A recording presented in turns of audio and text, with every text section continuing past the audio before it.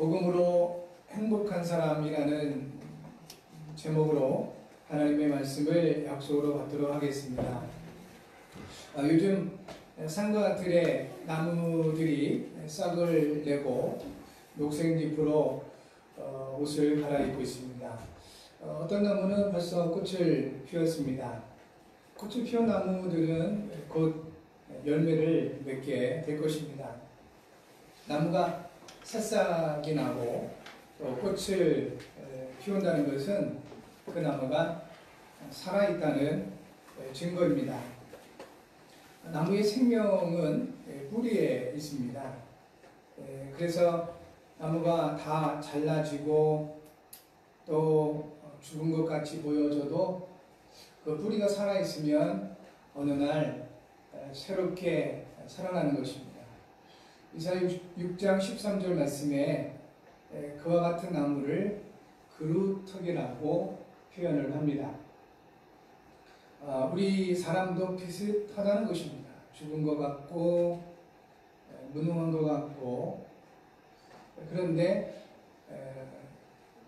사람의 뿌리가 살아있으면 어느 날 새롭게 생명의 역사가 일어난다는 것입니다. 우리의 삶을 나무에 비유한다면 우리의 영혼이 바로 나무의 뿌리와 같은 것입니다. 그리고 오늘 함께 나눌 행복이라는 부분은 나무에 비유한다면 마치 꽃과 같은 것입니다. 사람의 생명은 영혼에 있습니다. 나무의 생명은 뿌리에 있듯이 사람에게 생명은 영혼에 있는 것입니다. 사람에게 있어서 영혼은 나무의 뿌리와 같은 것입니다. 그런데 나무의 뿌리 자체가 생명이 있는 것은 아닙니다. 나무의 뿌리에 생명을 주는 것은 땅입니다. 땅이 나무의 뿌리에게 생명을 공급하고 나무가 뿌리를 통하여 그 생명을 공급받음으로 말미암아 나무도 자라나고 꽃도 피우고 또 열매를 맺게 되는 것입니다. 사람의 생명 그 자체가 영혼은 아닙니다. 우리 영혼이 하나님의 말씀을 통하여 생명을 받을 수가 있는 것입니다. 사람에게 있어서의 진정한 생명은 하나님의 말씀인 것입니다. 그런데 그 하나님의 말씀은 영이시고 우리의 영혼이 하나님의 말씀을 생명으로 받을 수가 있는 것입니다. 오늘 예배하면서 저와 여러분들이 이곳에서 또 모든 현장에서 예배하면서 하나님의 말씀을 내 영혼으로 받을 때 우리 가운데 하나님의 생명 역사가 일어나게 되는 것입니다. 기억하셔야 되겠습니다. 하나님은 영이시고 하나님의 말씀 동안 영이요 생명이라고 요한복음 6장 63절에 예수님께서 말씀하셨습니다. 이 하나님의 말씀을 지식으로 받는다면 오히려 문제가 생깁니다. 하나님의 말씀을 공부한다거나 아니면 연구한다거나 이렇게만 되면 오히려 사람에게 문제가 생기게 됩니다. 하나님의 말씀이 영이듯 하나님의 말씀을 우리는 영원히 받는 것입니다. 그래서 예배는 아무나 할 수가 없는 것입니다. 수많은 사람들이 있지만 대부분의 많은 사람들이 예배할 수가 없는 것입니다. 왜냐하면 영혼이 죽어 있어서 그렇습니다. 몸은 살아있는데 영이 죽어 있기 때문에 살아계신 하나님을 예배할 수도 없고 영이여 생명이신 하나님의 말씀을 받을 수가 없는 것입니다. 안 맞게 되어 있습니다. 그런데 저와 여러분들은 이와 같이 이곳에서 또 모든 현장에서 살아계신 하나님을 예배하고 있습니다. 이것은 우리의 영이 살아있다는 증거가 되는 것입니다. 행복이라는 부분이 사람에게 있어서 꽃과 같다면 여러분 아실 겁니다. 꽃에는, 대부분의 꽃에는 향기가 있습니다. 그런데 모든 꽃이 다 향기롭냐? 그것은 아닌 것입니다. 제가 개척을 하고 지하 예배당에 어떤 분이 주셨는가 해서 나무를 하나 심었어요. 이게 한 2, 3년 전에 그 자라서 꽃이 피우는데 어느 날 그거 다 잘라버렸습니다. 왜냐하면 파리들이 이렇게 많이 오더라고요. 그리고 그 나무의 꽃은 이상하게도 그 파리들이 좋아하는 냄새가 나요. 사람은 싫어하는 냄새. 그래서 저도 신기했습니다. 아니 무슨 꽃이 이렇게 냄새가 고약하지? 그러니까 파리들이 얼마나 몰려드는지 잘라버렸습니다. 그때 깨달았습니다. 아, 이 꽃의 향기라는 것이 다 좋은 것만 아니구나.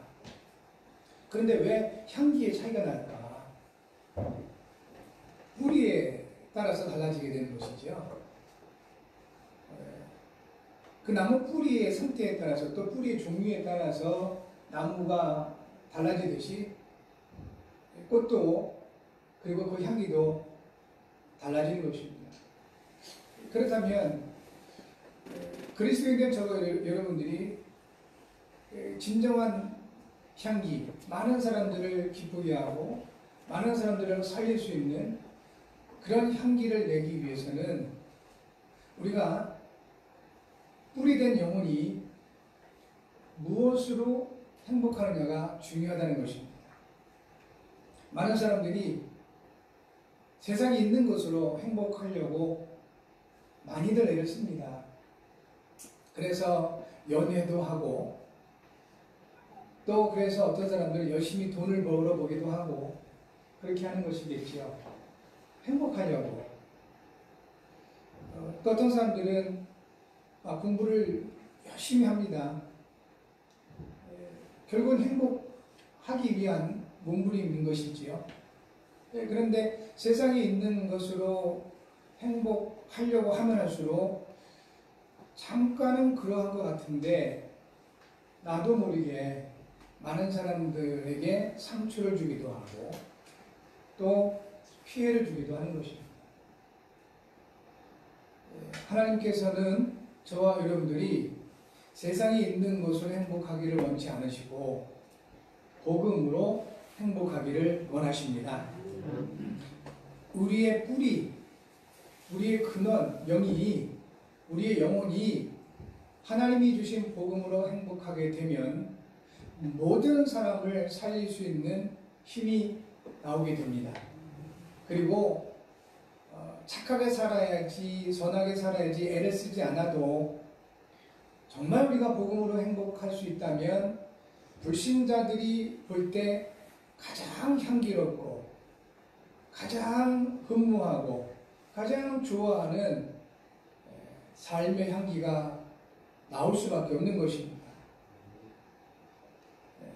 그래도 아직은 불신자들 의식 속에도 남아있는 것 한 가지가 있는데 그것이 뭐냐면 예수 믿는 사람들은 불신자인 나와는 다르게 좀 착한 사람들이야 라는 그 의식이 남아있습니다. 그것은 예수님 믿는 사람들이 보편적으로 그렇게 착하게 선하게 살았기 때문에 그런 것이기도 합니다. 그러나 하나님께서 우리에게 원하시는 것은 착하게 살아라 그게 아니지요. 선하게 살아라 그것이 예수님이 십자가 못 박혀 죽으신 이유는 아닙니다. 그런데 예수님을 그리스도로 믿고 하나님의 은혜를 깊이 누리면 누릴수록 불신자들이 애를 써서 거의 혼신의 노력을 다해야 삶에 적용되는 선함, 그 착함이 우리는 자연적으로 일어나게 되는 겁니다. 왜냐하면 우리 안에 계신 성령님께서 미워하지도 못하게 만드시잖아요. 살인은 곧 미우는 것 살인이라고 예수님 말씀하셨는데요. 또 마음에 남의 것을 욕심을 가지기만 하더라도 이미 도둑질을 했다고 하는데요. 그래 우리 안에 계신 성령님께서 그 욕심도 못 내도록 가르치시기도 하고 절제하십니다. 남의 여자, 남의 남자 보고 안 좋은 생각만 품어도 너 이미 가늠했다라고 하시는 거예요. 그러니까 우리 안에 계신 성령께서 그런 부분들을 자꾸 절제시키시는 겁니다. 가르치시기도 하고 깨닫게 하시기도 하고 그런 겁니다. 그러다 보니까 우리가 착하게 살려고 착한 것이 아니라 그렇게 보여질 수밖에 없는 거예요. 그러나 우리의 목적은 선함과 착함이 아니에요. 예수 믿는 목적이 착하게 살기 위해서 그건 말도 안 되는 겁니다. 겨우 우리를 착하게 살게 하시기 위해서 예수님이 이 땅에 오셔서 십자가에 피 흘려 죽으시고 부활하신 것은 절대 아닌 것입니다. 중요한 문제가 있는 거예요. 모든 사람들이 삶의 기준을 최고의 가치를 착함, 선함에 둘 수밖에 없는 이유가 뭐겠습니까? 다 나쁘게 사는 거잖아요. 다 악을 행할 수밖에 없는 그런 상태에 있는 것입니다. 그 근본 문제를 하나님은 성경을 통해서 알게 하십니다. 바로 마귀에게 속아서 죄를 범하고 하나님을 떠나버린 것입니다. 이 영적 문제, 근본 문제 때문에 가르쳐주지도 않았는데 나쁜 말부터 먼저 하고 알려주지도 않았는데 나쁜 행동부터 먼저 할 수밖에 없는 것이 인간이라는 것입니다. 그러다 보니 진정한 행복이 없는 것입니다. 그런데 하나님께서는 사람을 하나님의 형상으로 창조하시고 가장 먼저 주신 것이 바로 복을 주셨습니다. 복을부터 먼저 주셨고요. 그리고 그 복을 누림으로 말미암아 세상을 다스리는 사명을 주신 것입니다. 그런데 이 죄에 빠진 사람들이 삶의 방향을 놓치게 된 것입니다. 그리고 마귀가 속은 사람들은 결국은 삶의 우선순위를 놓칠 수밖에 없는 것입니다. 그래서 현재 대부분의 사람들이 열심히 사명을 감당하면서 행복하려고 하고 있습니다. 그러니까 세상의 일을 열심히 하면서 행복하려고 애를 쓰고 있습니다. 또 그렇게 가르치고 있습니다. 또 그 중에 교회 다니시는 분들은 세상에 있는 것으로 행복하려고 애를 쓰면서 그것이 마치 하나님과 함께하는 것처럼 대단한 착각을 하고 있습니다. 그러니까 교회 안에서도 열정을 다해서 헌신하고 봉사하고 일을 많이 하는데 자기 영은 점점 피폐해지고 어려워지는 이런 일들. 이게 사실은 마귀의 속임수인 것입니다. 사람은 하나님과 함께할 때 행복할 수 있습니다. 하나님이 그렇게 만드셨습니다. 그리고 하나님 주신 복을 누릴 때 비로소 행복한 것입니다. 그 복을 누린 것이 행복 아니겠습니까? 그러다 보면 세상을 다스리게 되는 겁니다. 세상의 것으로도 행복한 사람들은 잠깐이라도 티가 나지요. 돈이 많이 벌어져가지고 행복했다. 사랑하는 사람 만나서 그래서 연애하면서 행복하다. 그런 사람들은 잠깐 이 표정도 바뀝니다. 화사해져요. 그리고 웬만한 어떤 그런 스트레스도 쉽게 넘어갈 수 있는 힘이 생겨요. 근데 그게 얼마나 가겠습니까? 실제적으로 남자와 여자 연애하는 그 감정이 6개월 이상 안 간다고 합니다. 그래서 이제 문제가 오는 거예요. 여러분 놓치지 마셔야 됩니다. 사람은 하나님 형상으로 창조되었습니다. 하나님과 함께할 때 복을 받고 누릴 수가 있는 것입니다. 그 복을 누리면서 세상을 다스리게 되는 겁니다. 이것을 못 누리면 나도 모르게 세상에 자꾸 눌리게 되는 것입니다. 저와 여러분들은 하나님의 은혜로 하나님을 만났습니다. 예수님을 그리스도로 믿음으로 말미암아 내가 하나님을 만나기보다도 하나님이 우리를 찾아오셨습니다. 하나님 저와 여러분과 함께 하십니다. 함께 하실 때 복을 내버려 두고 오신 것이 아니라 모든 하늘과 땅의 복을 가지고 오셨습니다. 그러면 우리는 복을 이미 받은 사람들이죠. 그런데 그 가치를 얼마나 알고 누리고 계십니까? 그래서 점검을 해야 됩니다. 하나님께서 물고기를 물속에 살게끔 만드셨어요. 물고기는 물속에 살 때 가장 행복하고 자유롭고 편안하게 되어 있는 것입니다. 그런데 그 물고기가 얼마만큼 그 물에 대한 가치를 확인하고 있을까요? 아마 거의 모르고 살 겁니다. 늘 그 속에 사니까, 물속에 늘 살고 있으니까 물에 대한 가치와 소중함을 모를 수 있습니다. 마치 우리도 그와 같을 수 있다는 것입니다. 늘 하나님의 은혜 가운데 있고 늘 하나님의 그 사랑 받으면서 그리스도 안에서 살아가고 있는 저와 여러분들이 간혹은 이 하나님의 은혜와 이 사랑, 그리스도라는 이 복음에 대한 가치를 놓칠 수 있다 하는 것입니다. 그래서 그런 상태를 마귀가 그냥 넘어갈 리가 없지요. 반드시 속이게 됩니다. 아담을 속였던 마귀는 지금도 사람을 속이고 있습니다. 그래서 그리스도 밖으로 나가버리면 그때 이제 많은 어려움이 오지요. 물고기가 물속에 살 때 물에 대한 가치와 소중함을 모르다가 물속 밖으로 휙 나오게 되면 그때부터는 아마 알려주지 않아도 알 겁니다. 아, 물에 있어야 되는 거구나. 물이 이렇게 소중한 것이구나. 알게 될 겁니다.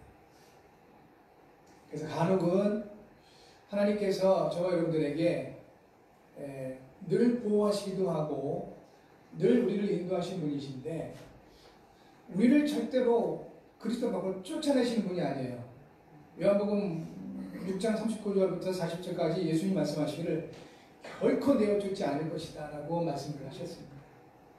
그런데 간혹 우리가 나가는 거예요.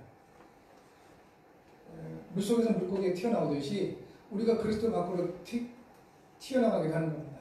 그러면 그때 이제 알게 되죠. 아, 하나님의 은혜가 이렇게 중요한 거구나. 그래서 예배의 축복을 계속해서 누렸던 분들 중에 이 코로나19로 인해서 한 2달 계속 모여서 예배 못 하시니까 이분들 가운데 아주 절규하신 분들이 있대요. 아이고, 교회 가고 싶다고. 교회 가서 함께 예배하고 싶다고. 인터넷으로 예배하는 거 예배 같지도 않다고 그렇게 절규하신 분들이 있답니다. 그런데 아직도 그런 부분에 전혀 감이 없으신 분들이 있죠. 오히려 신나고 재밌고 좋으신 분들이 있을 수도 있을 겁니다. 평상시 예배의 축복을 깊이 있게 누리지 못하신 분들은 그럴 수도 있습니다. 꼭 기억할 필요가 있겠습니다. 우리가 혹 어리석어서 하나님의 은혜의 소중함을 놓칠 수 있다 할지라도 그것이 우리의 본 모습은 아니다라는 것입니다. 그것이 하나님의 뜻은 결코 아닌 것입니다. 네. 하나님께서 저와 여러분들에게 함께 하시면서 복을 주시고 세상을 다스리게 하셨습니다. 그리고 이와 같은 모든 부분들을 이루시기 위해서 우리 예수님께서 그리스도로 이 땅에 오신 겁니다. 죄에 빠져버리게 되면 결국은 오는 것이 있습니다. 원하든 원치 않든 죄에 빠졌을 때 우리에게 오는 것이 이것이 바로 사망 권세입니다. 로마서 6장 23절에 죄의 대가는 사망입니다. 죄의 삭은 사망이요 이렇게 말씀하십니다. 그러니까 내가 알아서 아주 더러운 물건을 만졌든 아니면 실수해서 더러운 것을 만졌든 내게서 냄새나는 것은 똑같습니다. 그럼 알았던 또 아니면 몰랐던 실수했던 내게 오물이 묻으면 이상한 것들이 쫓아다녀요. 팔이나 이런 것들이 쫓아다녀요. 그것처럼 죄라는 것은 알든 모르든 상관없이 들어오는 것이 사망권세다 하는 것입니다. 그러면 그 죄의 결과가 뭐냐면 결국은 하나님을 떠나게 되는 것입니다.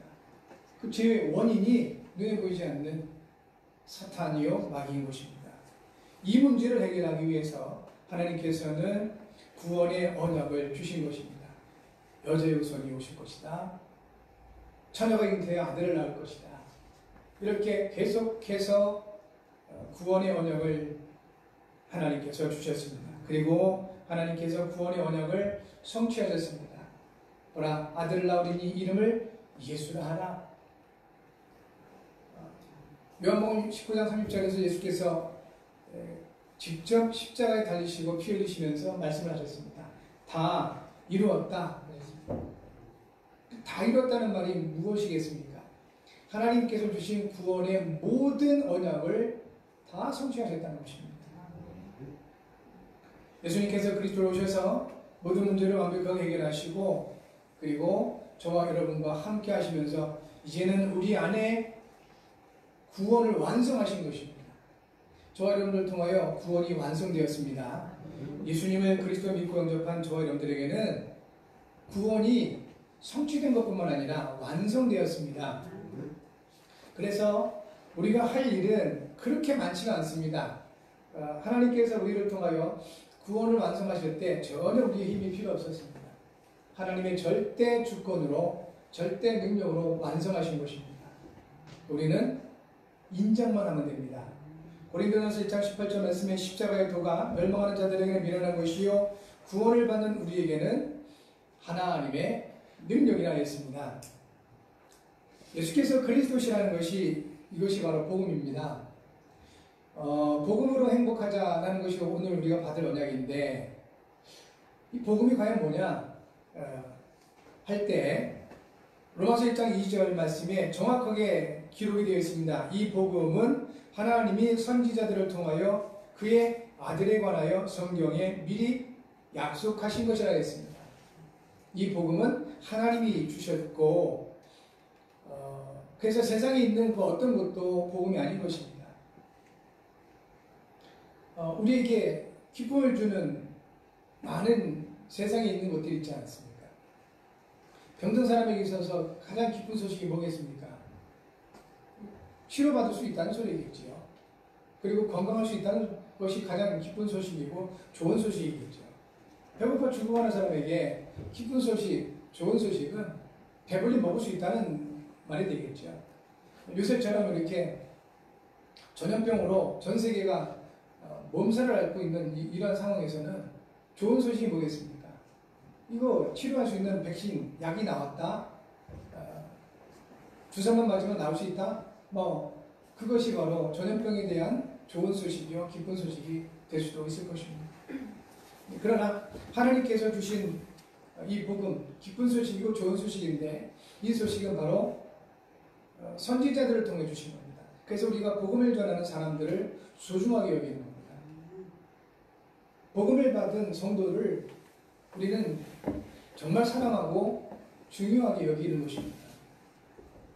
사단은 이거를 무너뜨리는 거죠. 자꾸 성도들 간에 이간을 시키는 겁니다. 교회와 교회 간에 이간을 시키는 것이 바로 사단의 전략입니다. 복음을 가지고 있는 저 여러분들은 이 사단의 전략을 무너뜨려야 될 사명이 있습니다. 그래서 복음을 정확하게 아셔야 되는 거예요. 복음은 하나님 주신 것이고 선지자를 통해 주신 것이다. 근데 그 복음의 내용이 바로 그의 아들에 관한 것이라는 겁니다. 하나님의 아들 예수님이 그리스도시라는 것입니다. 그리고 말씀하셨습니다. 이 모든 복음은 성경에 미리 약속되었다는 것입니다. 요한복음 5장 39절에 예수께서 말씀을 하셨습니다. 너희가 성경에서 영생을 얻는 줄 생각하고 성경을 연구하거니와 이 성경이 곧 내게 대하여 증언하는 것이니라 했습니다. 이 말씀을 한 대상이 누구냐면 성경을 전문적으로 연구하는 바리새인들, 서기관들을 향해서 말씀하실 것입니다. 성경을 아무리 연구해 본들 다른 것을 찾아내면 헛것이라는 것입니다. 예수님이 말씀하신 모든 성경, 이 성경은 예수님이 메시아요 그리스도심을 증언한다는 것입니다. 이것이 바로 복음의 내용인 것입니다. 복음으로 행복한 사람들은 창세기 1장 27절 28절이 회복된 사람입니다. 복음으로 행복한 여러분은 창세기 1장 27절 28절 곧 하나님의 창조가 회복되었다라는 것입니다. 하나님과 함께하는 것입니다. 하나님 주신 복을 받은 것입니다. 그리고 그 복을 누림으로 세상을 다스리게 되는 것입니다.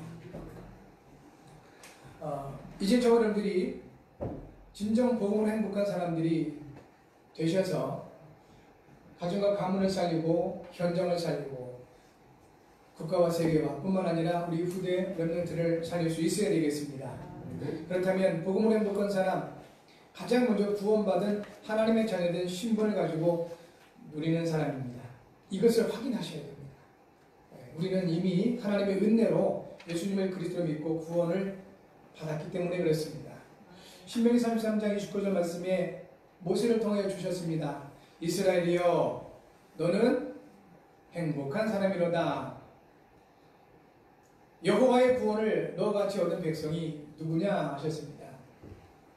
구원, 하나님의 구원, 이것이 하나님께서 모세를 통하여 말씀하신 진정한 행복의 조건인 것입니다. 부자가 되는 것은 행복의 조건이 못 된다는 것입니다. 많은 지식과 명예는 진정한 행복에 대한 조건이 될 수가 없다는 것입니다. 하나님께서 말씀하신 진정한 행복의 조건은 구원이라는 것입니다. 다시 말하여 하나님의 자녀라는 신분을 말합니다. 고린도전서 3장 16절에 너희는 너희가 하나님의 성전인 것과 하나님의 성전이 너희 안에 계시는 것을 알지 못하느냐 했습니다. 하나님이 저와 여러분의 안에 와 계십니다. 결코 떠나지 않으십니다. 요한복음 16장 13절에 예수님 말씀하셨습니다. 진리의 성령이 오시면 그가 너희를 모든 진리 가운데로 인도하시리니 했습니다. 우리와 함께 하신 성령님께서 우리를 인도하십니다. 그러니까 결코 우리는 혼자가 아니라는 것입니다. 그래서 두려워하지 않아도 되는 것입니다. 전능하신 하나님이 저와 여러분을 인도하십니다. 뿐만 아니라 사도행 1장 8절 우리를 통하여 역사하신다고 약속하십니다. 성령으로 통한 권능 주시고 주어진 모든 현장에서 증거를 주시겠다고 역사하시겠다고 약속을 하셨습니다. 로마서 8장 16절에 성령께서 우리 영과 더불어 우리가 하나님 자녀인 것을 증언하신다 했습니다. 우리 스스로 내 자랑하는 것이 아닙니다. 난 하나님 자녀야, 이게 아니라는 것입니다. 성령께서 하나님의 영이 우리의 영과 더불어 저와 여러분들이 하나님의 자녀인 것을 증언하신다 했습니다. 그러니까 확실한 거죠. 내 스스로 나는 하나님 자녀야 라고 신념과 내 생각으로 그게 아니라는 것입니다. 하나님의 영이 증언하십니다. 요한복음 1장 12절에 그래서 영접하는 자 곧 그를 믿는 자들에게는 하나님의 자녀가 되는 권세를 주셨다 하셨습니다. 저와 여러분들은 이 시대의 영적 이스라엘이 되었습니다. 하나님의 구원을 받은 사람들이 되었습니다. 전능하신 하나님이 저와 여러분과 함께 하시는 것입니다. 이 사실로 행복하셔야 된다 하는 것입니다. 그리고 이 사실을 기억할 때마다 생각할 때마다 우리는 행복할 수 있다는 것입니다. 두 번째, 복음으로 행복한 사람은 흑암세력을 이기는 권능을 가지고 사용하게 되는 것입니다. 신명기 33장 29절에 이렇게 말씀하십니다. 그는 너를 돕는 방패시요 내 영광의 칼이시로다 했습니다. 하나님을 말씀합니다. 전능자 여호와 하나님께서 저와 여러분들을 돕는 방패가 되신다고 하십니다. 그리고 전능자 여호와 하나님께서 저와 여러분들의 영광의 칼이 되시겠다고 말씀을 하고 있습니다. 권능이죠. 하나님이 역사하신 데는 누가 막을 수 있겠습니까? 우리는 그리스도 없는 우리는 연약할 수밖에 없습니다. 그러나 그리스도 안에 있는 저와 여러분들은 마귀도 싸움의 대상이 안 됩니다. 그리스도 안에 있기만 하면 그렇습니다. 그러므로 저와 여러분들은 이 권능 확인하고 사용할 수 있어야 되겠습니다. 결코 너희를 해칠 자가 없다고 예수님 말씀하셨습니다. 우리의 힘이 없는 것을 아시고 천군천사를 동원하셔서 돕겠다고 약속해 주셨습니다. 뿐만 아니라 우리의 영적 시민권이 하늘에 있다 하셨고요. 복음으로 말미암아 하늘과 땅의 모든 권능을 가지신 그리스도가 함께 하심으로 말미암아 이제 세상을 살리게 하시겠다고 마태복음 28장 18절부터 20절에 약속하고 계십니다. 이 권능을 사용하시면 되겠습니다. 복음으로 행복한 사람은 이 권능을 사용하게끔 되어 있습니다. 마지막 세 번째 복음으로 행복한 사람은 세상의 빛과 소금의 사명을 감당하게 되는 것입니다. 신명기 33장 29절에 네 대적이 네게 복종하리니 네가 그들의 높은 곳을 밟으리로다 하였습니다. 대적이 복종하겠다 하셨고요. 또 여러분들이 모든 대적의 높은 곳을 밟게 되겠다 하셨습니다. 쉽게 말하면 세상의 빛과 소금의 사명을 감당하게 된다 하는 것입니다. 예수님 말씀하셨습니다. 너희는 세상의 빛이요 소금이라 하셨습니다. 이사야 60장 1절부터 3절에 일어나라 빛을 발하라 하셨습니다. 베드로전서 2장 9절에 너희는 택하신 족속의 왕같은 제사장들이요 거룩한 나라의 그의 소유가 된 백성이라 했습니다. 하나님이 이미 우리에게 주신 축복이고 또 우리가 삶을 통해서 누려야 할 사명이기도 한 것입니다. 결론입니다. 나무가 꽃을 피우는 것은 열매를 맺기 위함입니다. 꽃자랑을 위함이 아니고 나무에게 있어서 꽃은 열매를 맺기 위한 것입니다. 구원받은 하나님의 사람들이 복음으로 행복한 것은 결국은 생명의 열매를 맺기 위함이다 하는 것입니다. 그래서 꽃이 져야 열매가 맺게 되어 있습니다. 그렇다면 저와 여러분들은 항상 복음, 항상 그리스도로 말미암아 행복할 수 있어야 되겠는데 그것을 인하여 나 자신만 드러내면 곤란하다는 것입니다. 복음으로 행복한 여러분들은 하나님께서 여러분을 세우실 겁니다. 내가 스스로 높아지지 않으려고 해도 하나님이 세우실 겁니다. 왜냐하면 세상에 빛이시기 때문에 그렇습니다. 그러면 우리 자신들은 이 하나님의 은혜 또 복음 가운데서 나 자신을 낮추셔야 됩니다. 그리고 많은 사람들을 생각해야 됩니다. 특별히 우리 지역사회를 마음에 두고 또 국가를 마음에 두고 특별히 우리 부대 연령대들을 마음에 두셔야 됩니다. 이들에게 생명의 열매가 될 수 있도록 이것을 위해서 하나님은 저와 여러분들에게 복음으로 행복하게 하시는 것입니다.